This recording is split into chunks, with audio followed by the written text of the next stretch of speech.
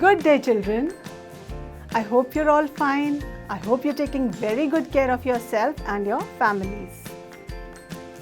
Children, do you live in a free country? Yes, you are lucky. You're very, very lucky to be living in a free country. Can you tell me the date on which India became independent?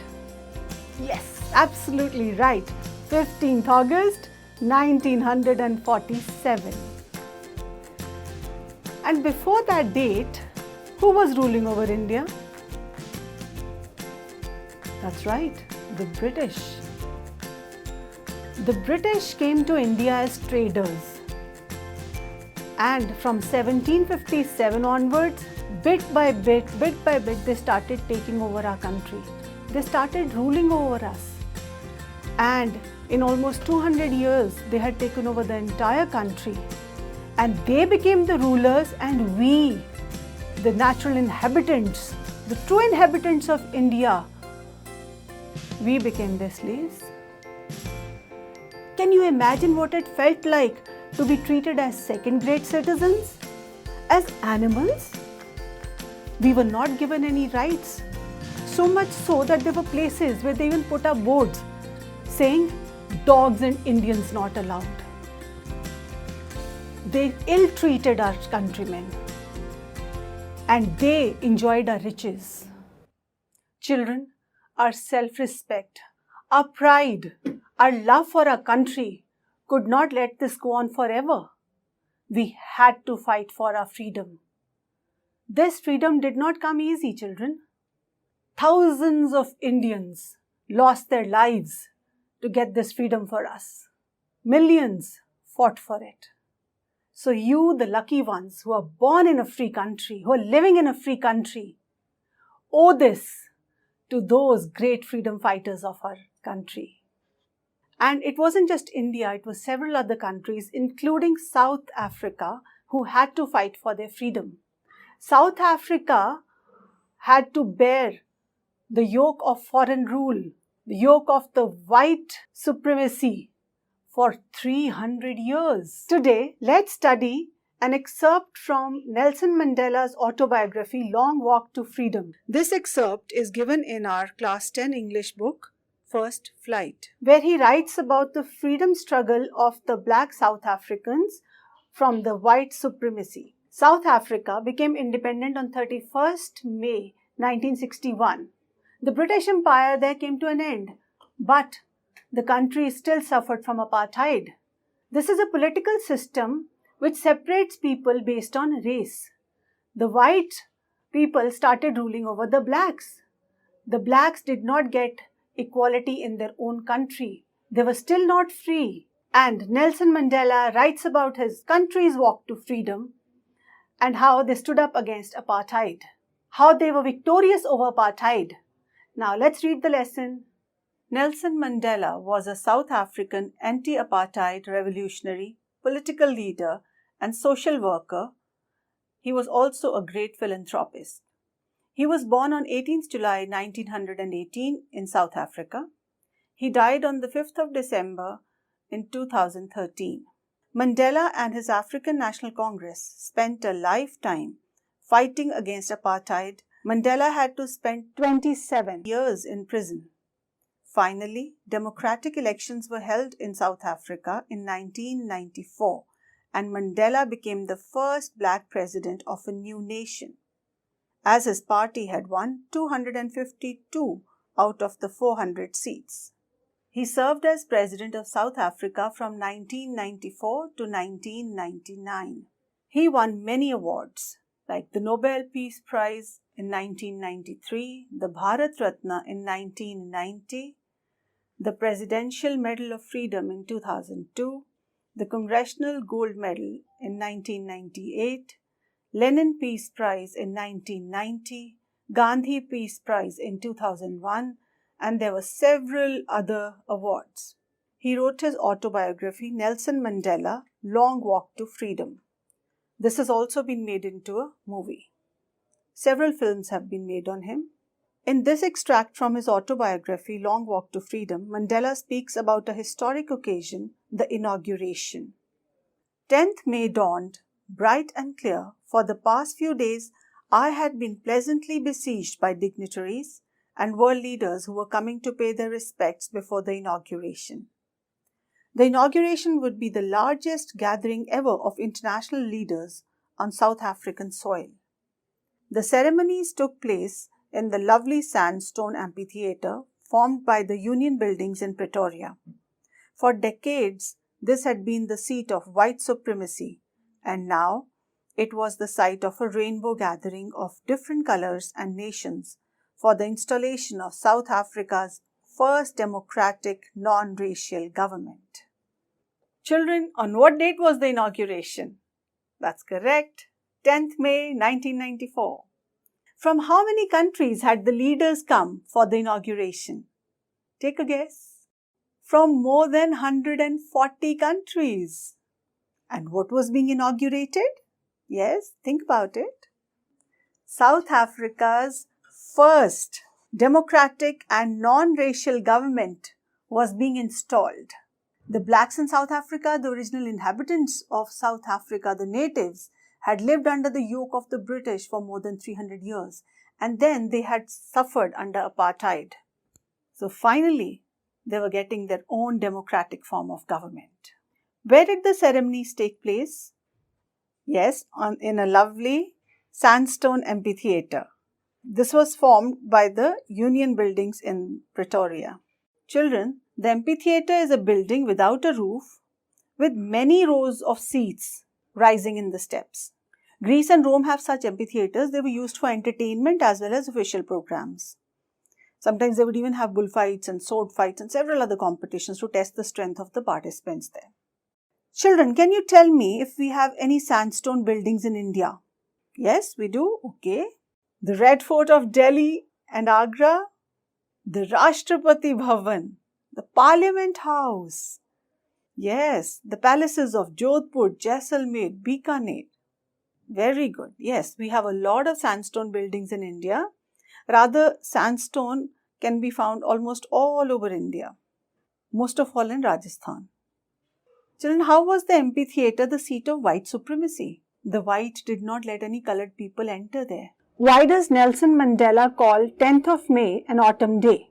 This is because South Africa is in the southern hemisphere and May is autumn in the southern hemisphere. Children, why has Mr. Mandela called it a rainbow gathering of different colors and nations? Yes, because the people who are gathered there are from more than 140 countries. They were of different colors, races, and religions. On that lovely autumn day, I was accompanied by my daughter Zinani. On the podium, Mr. de Klerk was first sworn in as the second deputy president. Then Thabo Mbeki was sworn in as the first deputy president. When it was my turn, I pledged to obey and uphold the Constitution and to devote myself to the well-being of the Republic and its people. Children, who was the first deputy president?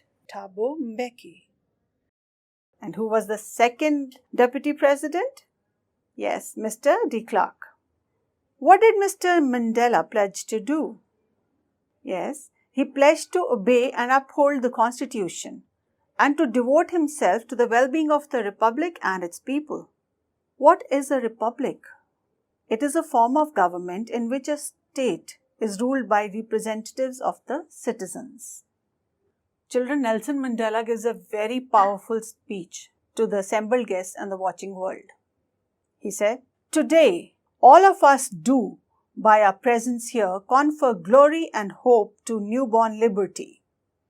Out of the experience of an extraordinary human disaster that lasted too long, must be born a society of which all humanity will be proud.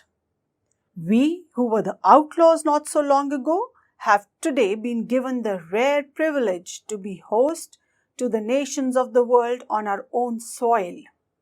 We thank all our distinguished international guests for having come to take possession with the people of our country of what is, after all, a common victory for justice, for peace, and for human dignity. We have at last achieved our political emancipation. We pledge ourselves to liberate all our people from the continuing bondage of poverty, deprivation, suffering, gender, and other discrimination. Never, never, and never again shall it be that this beautiful land will again experience the oppression of one by another. The sun shall never set on so glorious a human achievement. Let freedom reign. God bless Africa.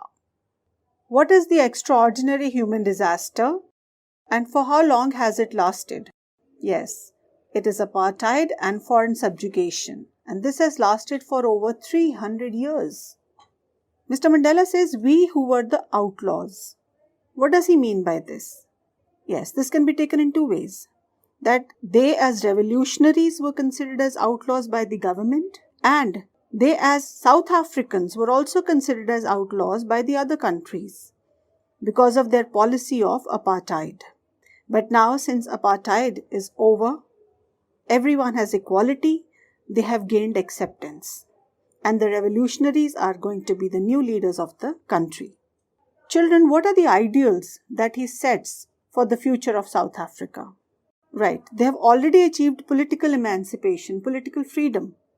But he feels that they have to do away with all kinds of discrimination, that they have to free themselves of the poverty, of deprivation, of suffering, and of gender discrimination. Children, do you ever feel gender discrimination at home or in society? Do you ever feel that the boys are being favored more or the girls are being favored more? And most of all, the third gender, do you see them being discriminated against ever? Think about it, children. Mr. Mandela says the sun shall never set on so glorious a human achievement. What does he mean by this? Yes, that this freedom will never come to an end.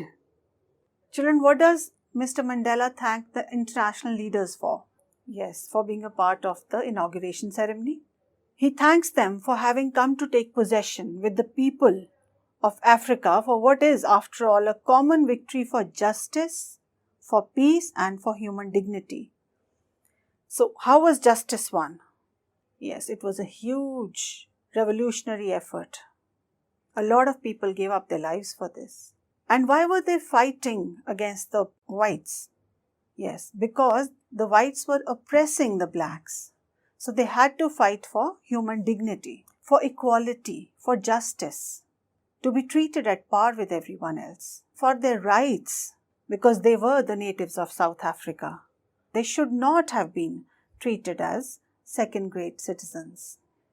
A few moments later, we all lifted our eyes in awe as a spectacular array of South African jets, helicopters, and troop carriers roared in perfect formation over the Union buildings.